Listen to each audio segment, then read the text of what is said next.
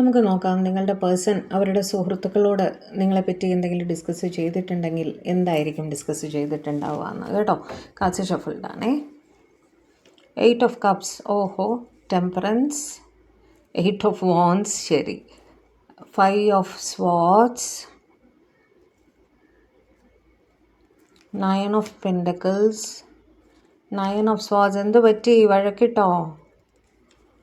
4 of wands, 2 card വന്നു കേട്ടോ. 10 of wands, 2 of pentacles. Okay, നിങ്ങളുടെ ഇടയിൽ എന്തോ പ്രശ്നം ഉണ്ടായിട്ടുണ്ട്.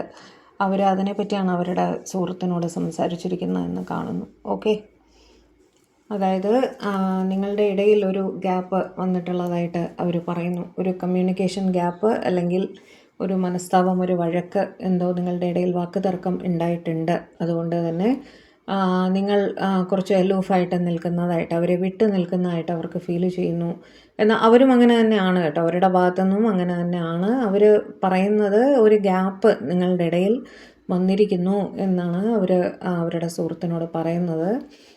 അവർക്ക് അതിനെക്കുറിച്ച് ഓർത്ത് വല്ലാത്ത ടെൻഷൻ ഉണ്ട്, ഉറക്കമില്ലായ്മ ഫീൽ ചെയ്യുന്നുണ്ട്, ഉറങ്ങാൻ സാധിക്കുന്നില്ല, ചിന്തകൾ ഓവർ തിങ്കിങ് നിർത്താൻ സാധിക്കുന്നില്ല എന്ന് പറയുന്നു. അവർ പറയുന്നത് അവരുടെ മിസ്റ്റേക്ക് തന്നെയാണ്. കാരണം അവർ ജഗിൾ ചെയ്ത് നിന്നതുകൊണ്ടാണ്, ഒരു തീരുമാനം നിങ്ങളോട് അറിയിക്കാത്തത് കൊണ്ടാണ് നിങ്ങൾ അങ്ങനെ ഒരു വിട്ടു നിൽക്കലിലേക്ക് എത്തിയത് എന്ന് അവർ സംസാരിച്ചതായിട്ട് കാണുന്നു. ഓക്കെ, നിങ്ങളിൽ വല്ലാത്തൊരു മാറ്റം, നിങ്ങളിൽ വല്ലാത്തൊരു സെൽഫ് റെസ്പെക്റ്റ് നിങ്ങൾ ഉയർത്തിപ്പിടിക്കുന്നതായിട്ട് അവർക്ക് ഫീൽ ചെയ്യുന്നു എന്നും പറയുന്നു.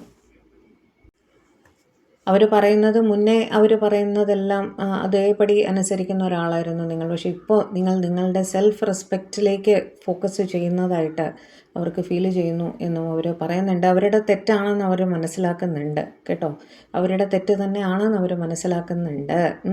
ഇപ്പോൾ അവരുടെ ഭയം നിങ്ങളവരെ വിട്ടുപോകുമോ എന്നുള്ളതാണ് എന്നാണ്. പെർമനൻ്റ്ലി വിട്ടുപോകുമോ എന്നുള്ളൊരു ഭയം അവരെ അലട്ടുന്നതായിട്ട് അവർ പറയുന്നുണ്ട്. അവർ ചിന്തിക്കുന്നത് ഇപ്പോൾ നിങ്ങളുടെ റിലേഷൻഷിപ്പ് ഒരു ബാലൻസിൽ എത്തിക്കണം, അതിനെന്ത് ചെയ്യാൻ സാധിക്കും എന്നാണ് അവർ അവരുടെ ഫ്രണ്ടിനോട് ഡിസ്കസ് ചെയ്യുന്നത് കേട്ടോ.